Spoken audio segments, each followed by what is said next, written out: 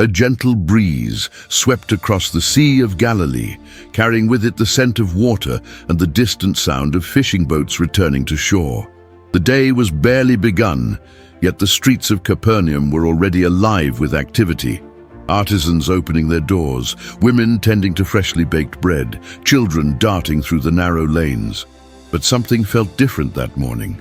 It wasn't the bustling commerce or the lively conversations, but a growing murmur emanating from a small square. There, surrounded by men and women of all ages, stood he, the Master who, with just a few words, could move a heart to prostrate itself or to rise in triumph. His voice was not commanding, yet it held a weight that stemmed not from brute force, but from an authority that seemed to emanate from the heavens themselves. Jesus did not teach like the traditional leaders who recited rules as if listing duties. He narrated stories that illuminated the mind. It was then that he shared one of his most disconcerting truths: love that transcends any boundary. It was not merely about loving friends or those who treat us well, but extending kindness even to those who harm us. And as he spoke, there was no judgment in his voice, only an invitation for each one to dare to break the cycle of resentment. He demonstrated, with simple gestures and profound glances, that loving one's enemy is not weakness, but the most radical strength one can possess. As twilight descended, painting the sky in hues of crimson, Jesus walked along a narrow path bordered by vineyards with a few disciples by his side. There, he unveiled a second lesson. Greatness is not measured by how much one is served, but by how much one is willing to serve. He bent down to assist a traveler in righting a fallen bundle of firewood and smiled as if that simple act were more significant than any title or honor. His life was a constant testament to the fact that humility does not diminish anyone. Rather, it elevates character. Further on, they came to a field where children were playing, laughing and rolling in the dust. Jesus approached and with a tender gaze said that whoever did not have the heart of a child would never understand the kingdom. It was not naivete, but trust. Children do not need proof to believe because they trust those who love them. This purity, he taught, is what keeps the soul alive. If this message is already stirring something within you, imagine what is yet to come. I'm eager to know which of these truths has resonated with your heart thus far. Share in the comments what has moved you most and why. And if you wish to continue receiving stories and reflections that nourish faith and life, seize the opportunity to subscribe now. That way, you won't miss anything of what we are yet to uncover together. On another day, far removed from the villages, the Master paused beside a stream and contemplated the current. He spoke then about where we place our true treasure. It wasn't a warning against possessing things, but a caution against letting things possess our souls. Where our heart finds its focus, there lies our true wealth.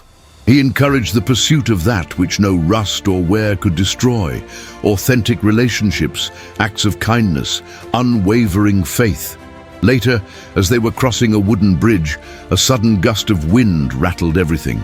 One of the disciples hesitated, fearing the structure might collapse. Jesus placed his hand on his shoulder and said, "Courage is not the absence of fear, but the act of moving forward despite it." That was how he taught about trust, not with promises of easy paths, but with the assurance of his presence in every circumstance. At dawn, assembled with a throng on a hillside, Jesus spoke of happiness, but his definition bore no resemblance to what most anticipated. He declared, "Blessed those who mourn, for they would be comforted. Those who hunger and thirst for righteousness, for they would be filled." His words were like a key turning within, revealing that the kingdom of God operates counter to the shallow values of the world. At another time, before a small, hungry crowd, he asked them to bring whatever they had. He received a few loaves of bread and some dried fish, and with that he fed them all. But the miracle was not simply in the multiplication of the food, but in the willingness to share even when one has little. He demonstrated that true abundance springs from generosity. At dusk, the Master ascended a solitary hill for prayer. There, beneath the star-dusted sky, he lived a silent lesson, utter surrender to the Father.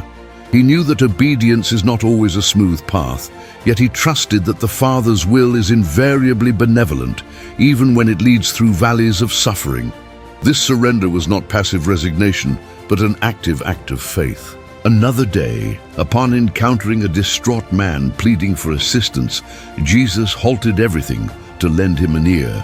His attentive regard conveyed that every individual is deserving of time and consideration. He imparted the wisdom that transforming the world is not solely accomplished through grand gestures, but also through the quotidian practice of compassionate acts. The stories and teachings of Jesus were not compilations of elegant phrases, but rather vibrant invitations to profound transformation.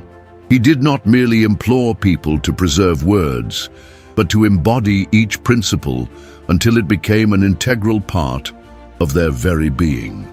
And even today, centuries later, these lessons resonate as if uttered just this morning. If you've made it this far, I truly want to express my gratitude.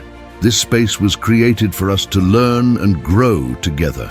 If you're not yet part of our community, please sign up now to continue this journey with us.